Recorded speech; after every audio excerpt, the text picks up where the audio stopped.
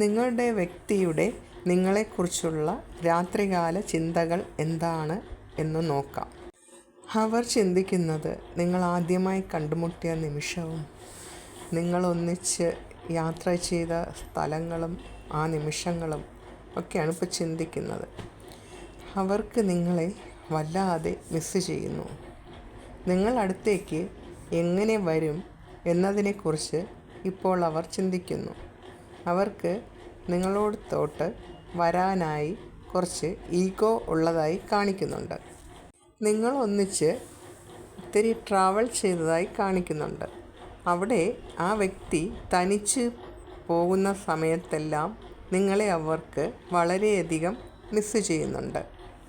നിങ്ങൾ ഒന്നിച്ച് പോയ സ്ഥലങ്ങളും ഒന്നിച്ച് കേട്ട മ്യൂസിക്കും ഇതൊക്കെ ആളെ വല്ലാതെ വേദനിപ്പിക്കുന്നു.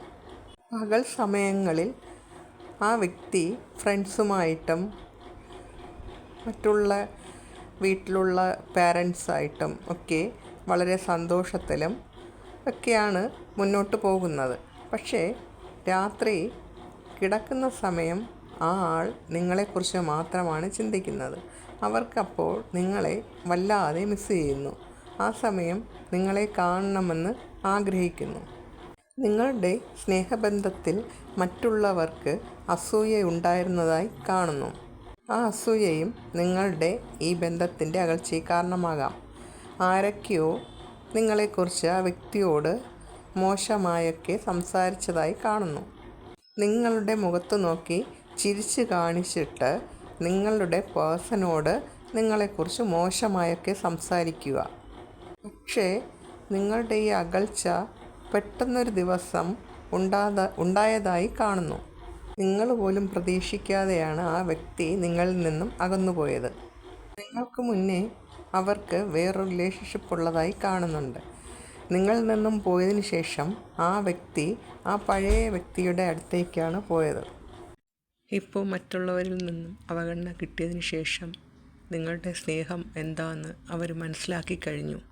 ഒരു പക്ഷേ നിങ്ങൾക്കൊരു കോളോ മെസ്സേജോ ഇതിനിടയ്ക്ക് വന്നിട്ടുണ്ടാവും. അത് നിങ്ങളുടെ അടുത്ത് ഞാൻ വരുന്നുണ്ട് എന്ന് പറയാനല്ല ആ വ്യക്തിയെ വിളിച്ചതോ അല്ലെങ്കിൽ മെസ്സേജ് അയച്ചതോ ആയിരിക്കാം. നിങ്ങളെ ദേഷ്യം പിടിപ്പിക്കാനായിരിക്കാം.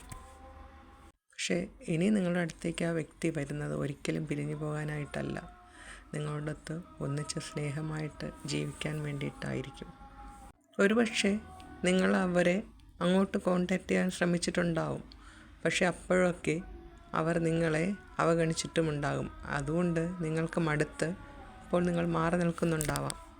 നിങ്ങളെ വിട്ട് പോയ സമയത്ത് അവർ വളരെയേറെ സന്തോഷിച്ചു, ഹാപ്പി ആയിട്ടൊക്കെ നടന്നതായി കാണുന്നുണ്ട്. പക്ഷേ പെട്ടെന്നാണ് അവിടെ നിന്ന് അവർക്ക് ഒരു അവഗണനയും ഒരു റെസ്പെക്റ്റ് ഇല്ലായ്മ കിട്ടിയത്. അതുകൊണ്ടാണ് ഇപ്പോൾ നിങ്ങളെക്കുറിച്ച് ചിന്തിച്ച് തിരിച്ചു വരണമെന്നൊക്കെ ആഗ്രഹിക്കുന്നത്. എന്തായാലും എത്രയും വേഗം നിങ്ങളടുത്തേക്ക് വരുന്നു. നിങ്ങളെ ആദ്യമായി അവരൊരു കോൾ ചെയ്യുകയോ മെസ്സേജ് അയക്കുകയോ അല്ലെങ്കിൽ ഒരു ഫ്രണ്ട് മുഖേന ബന്ധപ്പെടാൻ ശ്രമിക്കുകയോ ചെയ്യുന്നതായിരിക്കും. ചെറിയൊരു ഭയമൊക്കെ ഉണ്ട് നിങ്ങളടുത്തേക്ക് വരാൻ. കാരണം നിങ്ങൾ ഇനി എന്താ പറയുക എന്നുള്ളൊരു ഭയമാണ്. പക്ഷേ അവർക്ക് നിങ്ങളെ മതി എന്നുള്ള ആ ഒരു ചിന്തയിലാണ് ഇപ്പം വരുന്നത്. നിങ്ങളില്ലെങ്കിൽ വേറെ ഒരാളെയും അവർക്ക് വേണ്ട.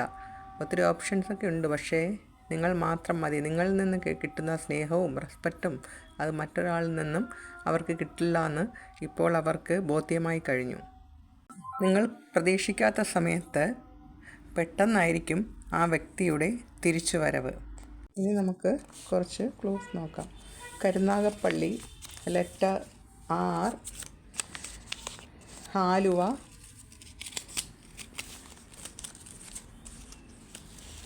കസിൻസ്, മൂന്നാമതൊരാൾ, caste different, 38, letter K, October month, letter G, 1980, March month, 43, 29, Ernakulam, Varkala, Flower 1974, 2006, 19. Achan, letter H 1988,